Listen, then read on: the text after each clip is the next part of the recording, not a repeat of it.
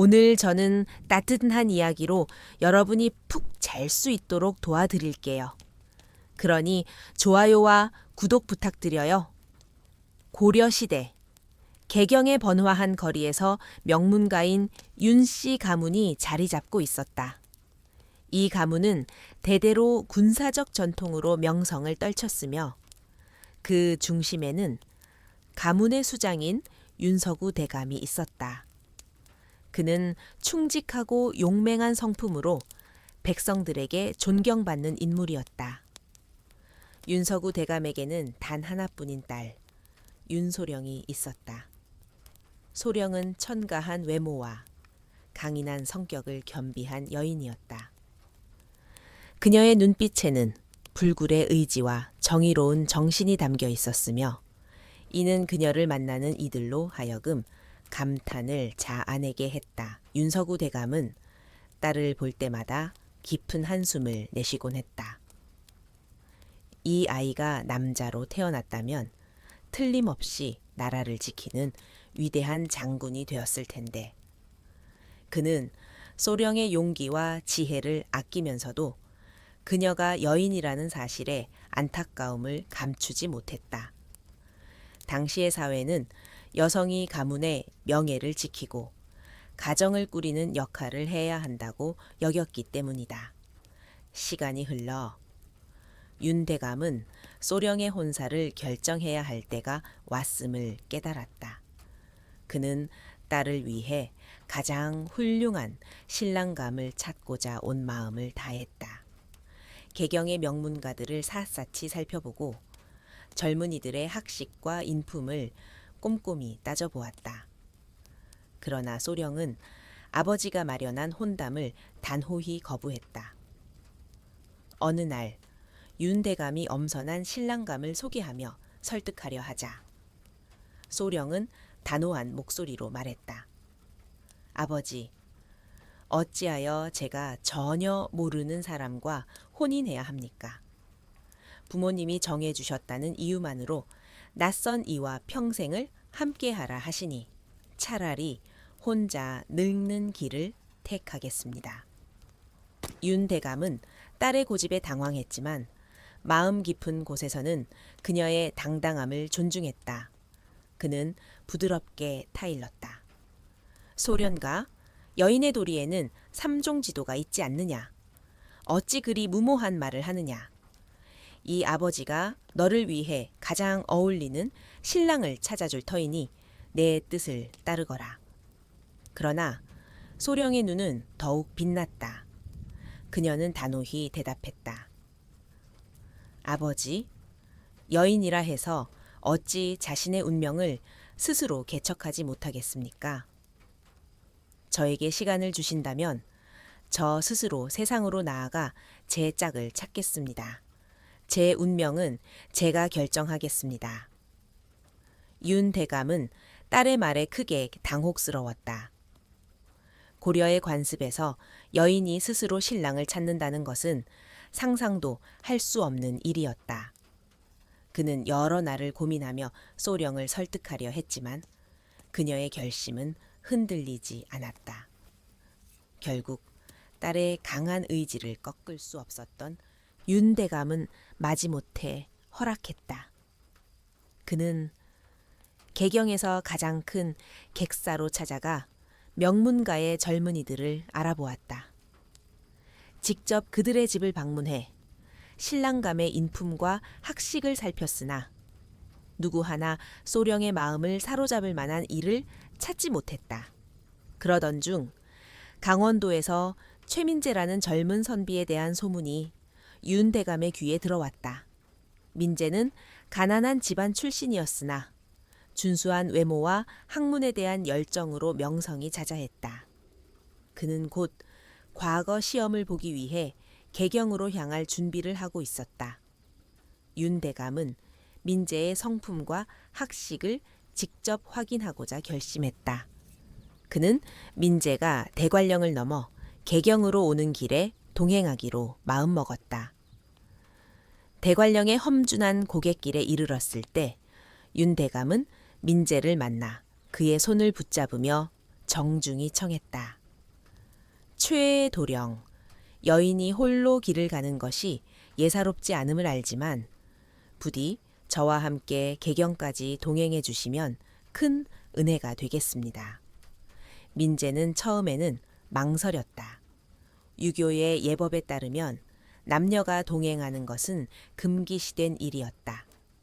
그러나 소령의 진지한 태도와 당당한 기품에 마음이 움직인 그는 결국 동행을 수락했다.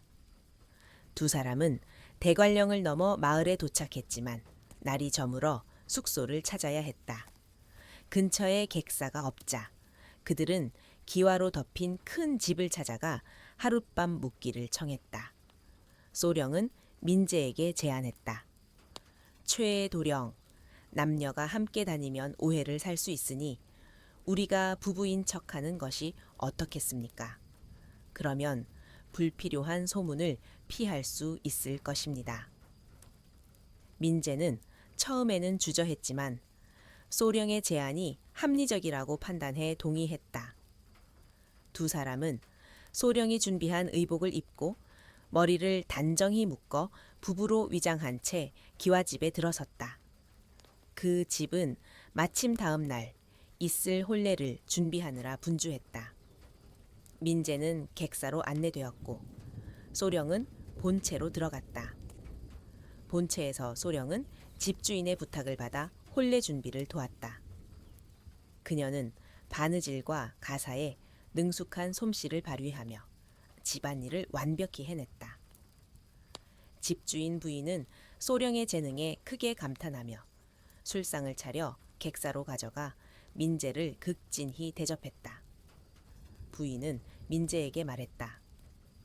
도령, 부인이 혼례 준비에 큰 도움을 주었소. 바느질과 가사에 이토록 능한 여인은 드물다오. 참으로 덕이 있는 여인이라오. 이 술상을 드시고 편히 쉬시길 바라오. 민재는 소령의 숨겨진 재능의 놀라움을 감추지 못했지만 이내 잠자리에 들었다. 그러나 새벽녘 갑작스럽게 집주인과 하인들이 민재의 방으로 들이닥쳤다. 그들은 큰 소리로 고함치며 민재를 포박하려 했다. 이 은혜를 원수로 갚는 자여, 우리가 너를 손님으로 맞았건만 네가 아내에게 도둑질을 시켰단 말이냐. 네 아내가 어디 있느냐? 당장 말하라. 민재는 순간 당황했지만 곧 상황을 깨달았다. 자신과 소령이 부부로 위장한 것이 오해를 불러 일으켰음을 알았다. 그는 변명해도 믿지 않을 것이라 판단하고 단호히 대응했다. 그는 집주인의 팔을 꺾으며 강하게 말했다. 이 무도한 자여, 어찌 무고한 이를 도둑으로 몰아붙이며 소란을 피우는가. 네가 내 동료를 어찌 했는지 당장 말하라. 집주인은 민재의 기세에 놀라 당황했다. 혼례 준비로 모인 군중들 사이에서 소란이 커지자 그는 더욱 창피를 당했다. 다행히 잃어버린 물건은 없었고 집주인은 민재를 달래기 위해 후한 돈을 건네며 그를 집에서 내보냈다. 최민재는 날카로운 기지로 위기를 모면하고 윤소령과 함께 개경으로 향하는 길을 계속 걸었다. 험준한 산길을 지나며 둘은 점차 서로에게 익숙해졌다. 어느 날 숲속의 좁은 오솔길에서 윤소령이 다시 나타났다. 그녀의 갑작스러운 등장에 최민재는 약간의 원망이 섞인 목소리로 그간의 일을 털어놓았다. 소령 아가씨, 어찌하여 한마디 말도 없이 사라지셨습니까? 그로 인해 저는 큰 오해를 받고 공형에 처했으니 보통 사람이라면 벗어나기 어려운 상황이었습니다. 다행히도 저는 큰 돈을 얻었고 그 속에는 도교의 가르침이 담긴 책까지 포함되어 있었습니다. 이 모든 것이 아가씨의 지혜 덕분이 아니겠습니까? 윤소령은 미소를 지으며 부드럽게 답했다. 최도령, 그대의 지혜야말로 놀라울 따름입니다. 위기를 넘겼을 뿐 아니라 이익까지 얻었으니 참으로 대단한 남자입니다. 그녀의 진심 어린 칭찬에 최민재는 마음이 누그러졌다. 원망하던 마음은 어느새 사라지고 그녀에 대한 존경과 호감이 싹텄다.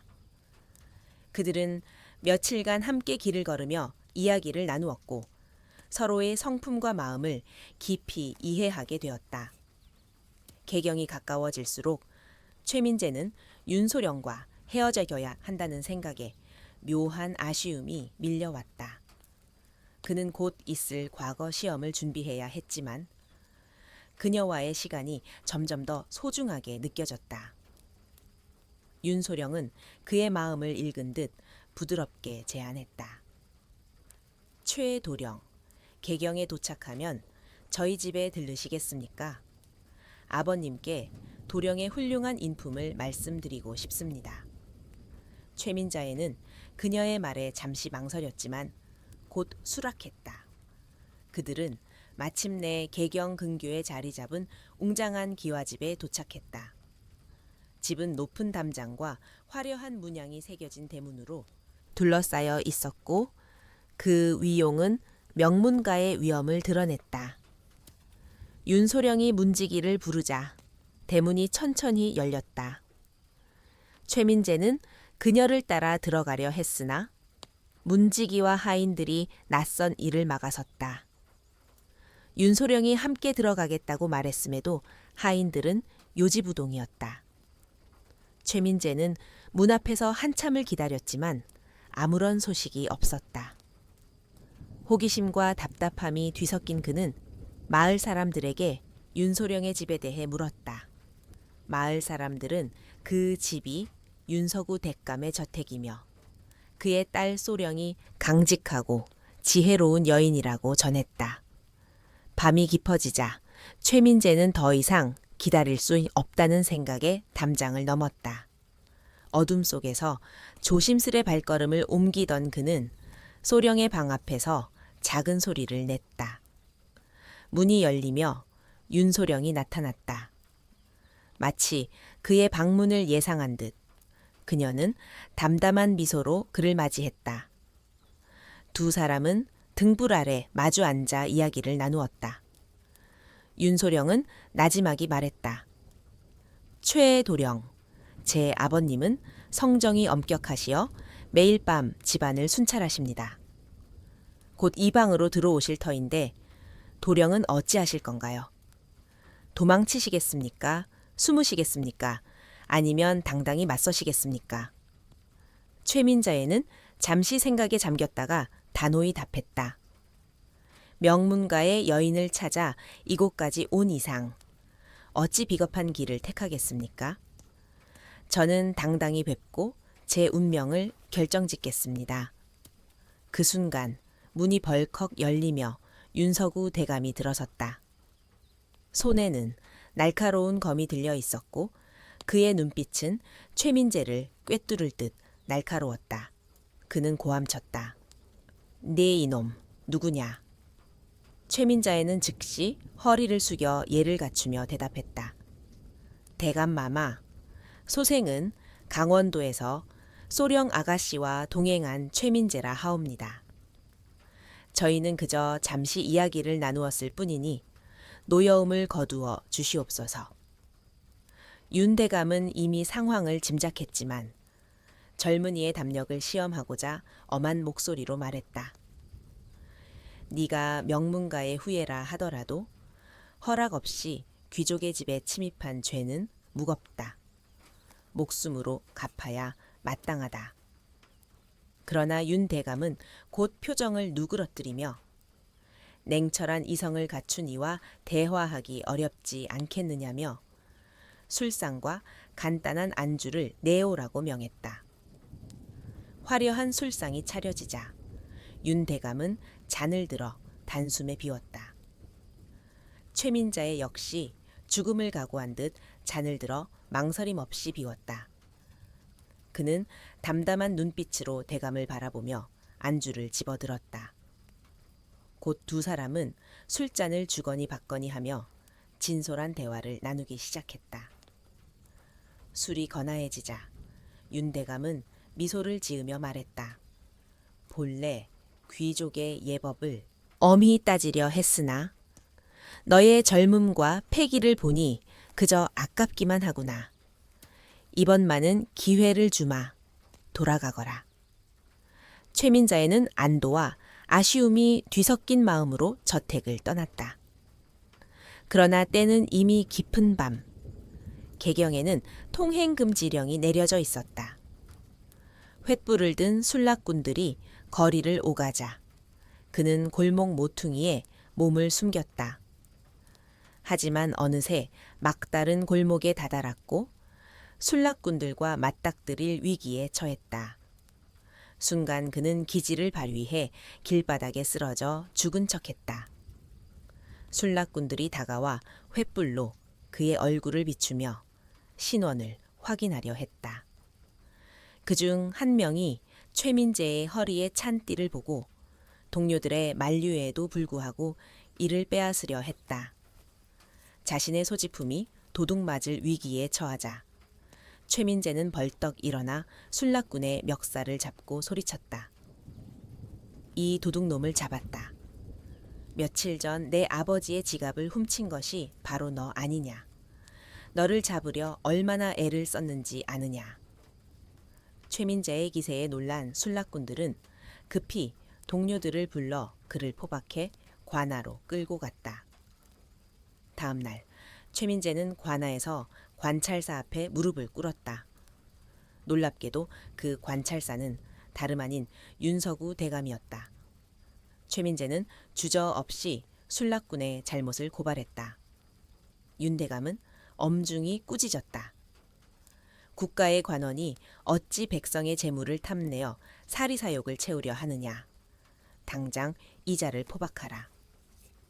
윤 대감은 최민재의 정직함에 미소를 지으며 그를 석방했고 과거 시험을 치를 수 있도록 배려했다. 며칠 뒤 최민재는 과거 시험에서 장원급제로 합격했다. 이 소식은 관찰사를 통해 윤 대감의 귀에 들어갔다. 그는 딸 소령의 마음을 확인한 뒤 최민재를 다시 저택으로 불러들였다. 윤 대감은 따뜻한 미소로 말했다. 민재야, 장원급제한 것을 진심으로 축하한다. 네, 딸 소령에 대한 이야기도 들었다. 그 애는 고집이 세지만 지혜와 정신은 누구에게도 뒤지지 않는단다. 네가 내 사위가 되어준다면 어떻겠느냐. 최민재는 깊이 고개를 숙이며 답했다. 대감 마마의 은혜를 평생 잊지 않겠습니다. 소령 아가씨와의 인연을 소중히 여기겠습니다. 어느 화창한 날 최민재와 윤소령은 성대한 혼례를 올렸다. 이후 최민재는 조정에서 높은 벼슬을 얻어 나라에 큰 공을 세웠고 소령은 현명한 아내로서 그를 곁에서 든든히 지지했다. 두 사람은 서로를 깊이 사랑하며 행복한 가정을 꾸렸고 그들의 이야기는 후세에까지 전해졌다. 가난한 농부가 형함이 되다 옛날 옛적 고려시대의 한 지방에 최원석이라는 관리가 있었다. 그는 관상보기를 무척이나 즐겼다. 매일 아침 세수를 마친 후 거울 앞에 서서 자신의 얼굴을 꼼꼼히 살피곤 했다. 하지만 아무리 세심하게 살펴봐도 거울에 비친 자신의 얼굴은 늘 불길한 운명을 암시하는 듯했다. 그는 한숨을 내쉬며 중얼거렸다. 어찌하여 내 얼굴은 늘 황실의 밀정에게 죽임을 당할 상을 띠고 있는가? 지방을 다스리는 관리로서 자신의 얼굴에 드리워진 어두운 운명의 그림자는 결코 마음 편한 일이 아니었다. 최원석은 늘 불안과 초조함에 휩싸여 있었다. 그러던 어느 날 그는 새로이 문골 정원에서 근무하도록 임명받아 함경도로 향하는 길에 올랐다.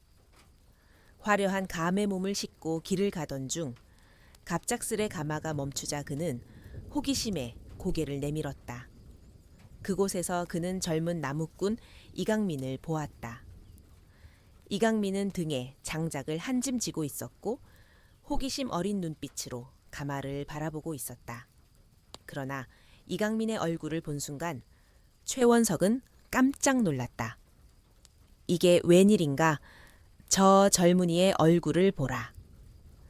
이강민의 얼굴은 황실밀정의 기운을 뿜어내며 장차 조정에서 높은 관직에 오를 운명을 예고하고 있었다.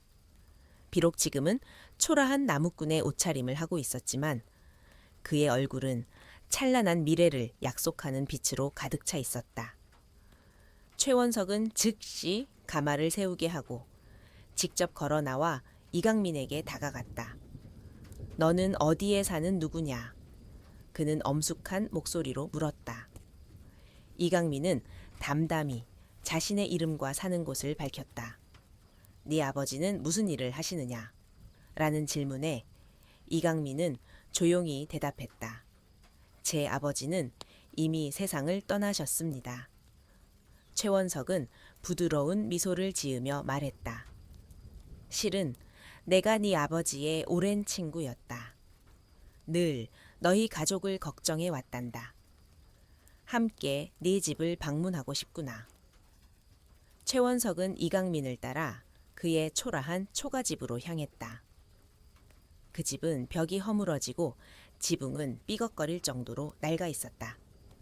마을 사람들은 고을 원님이 하인들을 대동하고 허름한 초가집을 방문하자 수군거리기 시작했다. 저 나무꾼 이강민은 고된 삶을 살아왔지. 그런데 저 원님이 그의 아버지 친구라니. 혹시 그의 아버지가 몰락한 귀족이었던 게 아닐까. 마을 사람들의 호기심이 커져갔다. 이강민은 갑작스러운 손님을 맞이하며 당황했지만 정중히 인사를 하고 집에 있던 콩나물로 간단한 죽을 끓여 대접했다. 최원석은 따뜻한 콩나물죽을 맛보며 부드럽게 말했다. 나는 함경도로 가는 길이다. 이걸 너에게 주고 싶구나. 내가 떠난 뒤 꼭 나를 찾아오거라. 그는 이강민에게 약간의 돈과 함께 따뜻한 말투로 당부했다. 원님이 떠난 후 마을 사람들은 이강민에게 몰려들어 재촉했다. 원님이 너를 불렀으니 꼭 가봐야 한다. 이건 운명을 바꿀 기회야. 어쩌면 돈이나 관직을 얻을지도 몰라. 마을 사람들의 격려에 힘입어 이강민은 가슴에 작은 희망을 품고 함경도로 향하는 긴 여정을 시작했다. 험난한 산길과 강을 건너며 고된 여정을 견뎠고 마침내 함경도에 도착해 최원석을 만났다. 최원석은 이강민을 보자마자 환한 미소로 맞이했다. 어서 오거라. 내가 기다리고 있었다. 그러나 이 환대 뒤에는 음흉한 속셈이 숨겨져 있었다. 최원석은 이강민의 얼굴에서 뿜어져 나오는 기운이 두려웠다. 그는 이강민이 장차 황실밀정이 되어 자신을 위협할지도 모른다는 공포에 사로잡혀 있었다. 그래서 그는 비밀리에 화가를 불러 이강민의 초상화를 그리게 하고 마을 곳곳의 방에 그 초상화를 걸게 했다. 초상화 아래에는 이런 글이 적혀 있었다. 이 얼굴을 한 자에게는 밥 한 숟가락, 물 한 모금도 주어서는 안 된다. 당연히 최원석은 이강민에게 단 한 톨의 쌀조차 주지 않았다. 그의 계획은 이강민을 굶겨 죽여 잠재적 위협을 제거하는 것이었다. 이강민은 원님의 속셈을 전혀 모른 채 절망에 빠졌다. 배고픔에 시달리며 마을을 헤매던 그는 어디서도 밥 한 끼를 얻지 못했다. 마을 사람들은 초상화를 보고 두려움의 그를 외면했다. 결국 굶주림으로 기진맥진한 이강민은 마을 외곽의 초라한 오두막 앞에서 쓰러져 의식을 잃었다. 그때 물을 기르러 나온 젊은 처녀 김소연이 쓰러진 이강민을 발견했다. 소연은 급히 그를 오두막 안으로 옮기고 따뜻한 죽을 끓여 먹였다. 그 순간 소연의 어머니 박씨가 뒷방의 낯선 이를 보고 놀라 소리쳤다. 소연아, 저 사람이 초상화에 나온 그 젊은이가 아니냐. 원님이 절대 밥을 주지 말라고 했는데 어찌하여 밥을 주었느냐. 혹시 벌을 받으면 어쩌려고 하느냐. 소연은 단호히 대답했다. 어머니, 어찌 사람이 굶어 죽는 모습을 보고도 외면할 수 있겠습니까? 벌을 받을까 두려워 사람의 목숨을 외면할 수는 없습니다. 그녀는 몰래 이강민에게 죽을 먹이며 그의 기력을 회복시켰다. 며칠이 지나 이강민과 소연은 서로에게 깊은 정을 느끼기 시작했다. 소연은 이강민의 소박하고 진실한 마음에 끌렸고, 이강민은 자신을 구해준 소연의 따뜻한 마음에 깊이 감동했다. 하지만 이강민은 더 이상 그곳에 머물 수 없음을 알았다. 여기 더 머물다가는 원님이 나를 잡아 죽일지도 몰라. 소연은 눈물을 글썽이며 말했다. 오빠, 이해해요. 하지만 우리 다시 만나요. 오빠를 살린 이 인연을 잊지 않을게요. 제발 다시 만날 수 있게 해주세요. 이강민은 굳게 약속하고 한양으로 떠났다. 한양에 도착한 그는 약재상으로 들어갔다. 더 이상 나무꾼으로 살며 원님의 희생양이 될 수는 없었다. 그는 약재상에서 자비를 하며 약초와 약재에 대한 지식을 쌓았다. 무엇이든 배우겠습니다. 가르쳐만 주십시오. 윤상진은 젊은 이강민의 자신감 넘치는 눈빛에 매료되었다. 그는 이강민을 제자로 받아들여 자신의 지식을 아낌없이 전수했다. 이강민은 약재상에서 일하며 놀라운 재능을 발휘했고, 그의 학업은 눈부시게 빠른 속도로 발전했다. 그는 약초의 효능을 익히고 처방전을 읽으며 심지어 한문 서적을 탐독하며 학문의 깊이를 더해갔다. 윤상진은 이강민의 열정과 성실함에 감탄하며 그를 단순한 제자가 아닌 가족처럼 여기기 시작했다. 세월이 흘러 윤상진은 이강민을 떠나보내고 싶지 않은 강렬한 열망을 느꼈다. 그는 이강민을 양자로 삼아 집안의 기둥으로 삼았다. 어느 날 윤상진은 양자인 이강민을 데리고 고려 조정의 고위 관리들이 주최하는 성대한 연회에 참석했다. 연회장은 화려한 비단옷을 입은 기생들의 우아한 춤으로 빛났다. 그들의 춤사위는 마치 바람에 흩날리는 벚꽃처럼 섬세하고 아름다워 모든 이들의 마음을 사로잡았다. 그 순간 이강민의 시선은 한 기생, 서연화에게로 향했다. 그녀의 고운 얼굴과 맑은 눈빛은 마치 달빛 아래 은은히 빛나는 연꽃 같았다. 어찌 이리도 아름다운 사람이 있을까? 이강민은 속으로 감탄하며 서연화의 매력에 완전히 사로잡혔다. 연회에서 돌아온 후 그의 마음은 온통 서연화로 가득 찼다. 그는 밥을 먹지 않고 약을 주어도 삼키지 않았으며 생기가 점점 사라져갔다. 그는 방 안에 틀어박혀 우울한 표정으로 한숨만 내쉬었다. 윤상진은 양자의 상태를 보고 깊이 걱정하며 물었다. 강민아, 어찌하여 이리도 침울해 있느냐? 그 화려한 연회에 다녀온 후로 네가 이렇게 만견자실에 있을 이유가 무엇이냐? 이강민은 얼굴을 붉히며 조심스럽게 입을 뗐다. 부끄럽지만 말씀드리자면 연회에서 만난 기생 서연화가 제 마음을 사로잡았습니다. 그녀 생각에 마음이 아파 밥도 먹지 못하고 아무 일도 손에 잡히지 않습니다. 어찌해야 할지 모르겠습니다. 윤상진은 양자의 고백에 놀랐지만 사랑에 빠진 이강민이 이리도 괴로워하는 모습을 보고 가만히 있을 수 없었다. 그는 마을에서 꾀가 많기로 소문난 허진수를 불러 말했다. 내 양자 강민이는 학문과 일에 몰두하느라 여인의 마음을 얻는 법을 모르는 소심한 아이란다. 지금 그는 사랑의 열병에 시달려 거의 죽을 지경이다. 그 기생 서연화를 만나게 해줄 수 있겠느냐? 허진수는 호탕하게 웃으며 대답했다. 그런 일이라면 간단합니다. 멋진 비단옷 한 벌을 준비해 입히시고 나머지는 제게 맡겨주십시오. 윤상진이 마련한 화려한 비단옷을 입은 이강민은 마치 고위 관리처럼 품격 있는 모습으로 변신했다. 허진수는 이강민을 데리고 서연화가 있는 기방으로 향했다. 기방에 들어서자 허진수는 큰 소리로 외쳤다.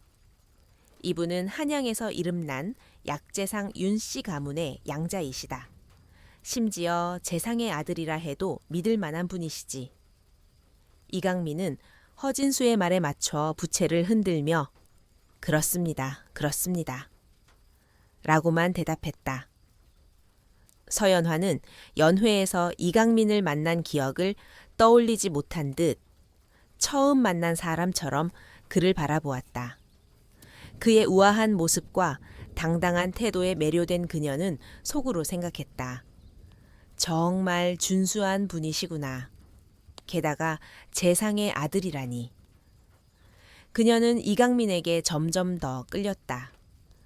서연화는 부드러운 미소로 다가가 말했다. 나리, 어찌 이리 늦게 오셨습니까? 이리 들어오시지요.